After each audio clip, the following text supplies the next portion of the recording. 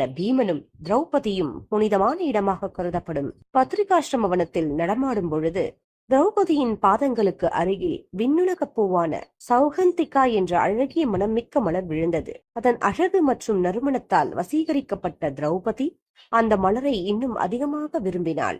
இதனால் பீமன் மலரை தேடி புறப்பட்டார்.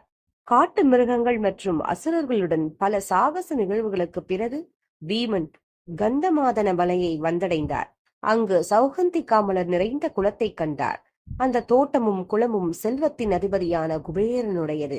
இதை மணிமான் மற்றும் குரோதவாஷா என்ற அரக்கர்கள் பாதுகாத்தனர்.